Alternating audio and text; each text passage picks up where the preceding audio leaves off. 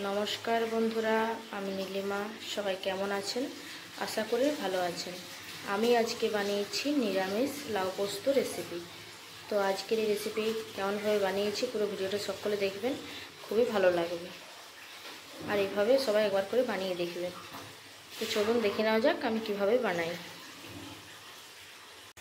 লাউ পোস্ত বানানোর জন্য আমি একটা লাউ নিয়েছি ছোটো দেখে, আর খোসা ছাড়িয়ে নিয়েছি, পরিষ্কার করে ধুয়ে এইভাবে কেটে নিয়েছি। গ্যাসের মধ্যে কড়াই বসিয়ে দিয়েছি, আমি দিয়ে দিয়েছি সরষের তেল। এখানে একটা বাটির মধ্যে পোস্ত নিয়ে নিয়েছি, আমি পোস্ত জল দিয়ে ভিজিয়ে নিয়েছি, ভালো করে পেস্ট করে নেব আমি। তেল ভালোভাবে গরম হয়ে গেছে, দিয়ে দেবো কালো জিরে, আর দিয়ে দেবো কাঁচা লঙ্কা। এরপর দিয়ে দেবো কেটে রাখা লাউ।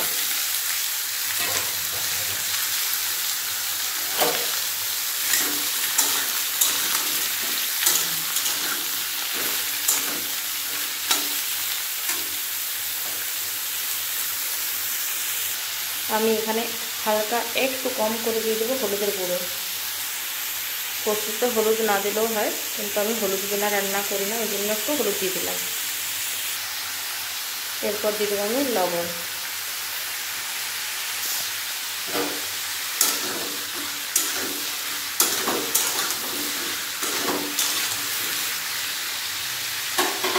লবণ ভালো করে মিশিয়ে নিলাম লাউয়ের সাথে। এরপর আমি একটা থালা ঢাকা দিয়ে দেবো। গ্যাসের আঁচটা একটু কমিয়ে দেবো, মিডিয়ামে রেখে দেব। ঢাকাটা একবার খুলে দেখে নেব লাউয়ের মধ্যে কত জল বার হয়েছে। দেখুন,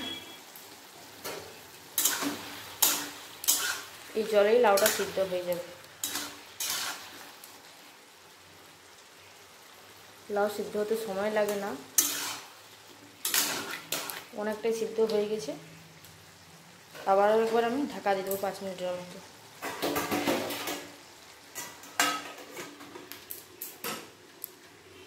এরপর আমি ঢাকাটা খুলে নেব।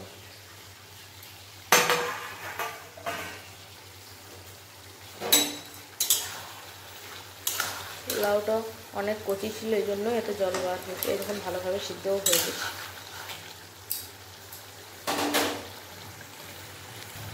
এরপর আমি দিয়ে দেবো বেটে রাখা পোস্ত।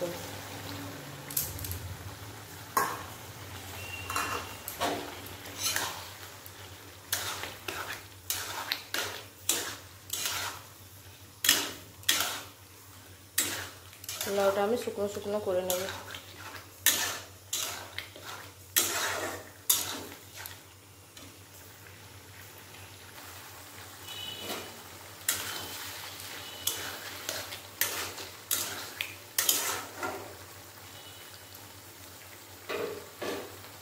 এর উপর দিয়ে আমি দিয়ে দেবো সরষের তেল।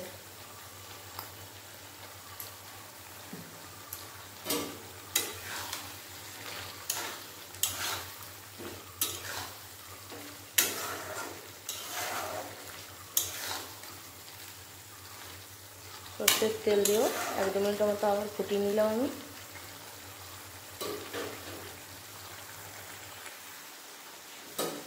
এরপর আমি গ্যাসটা অফ করে দেব।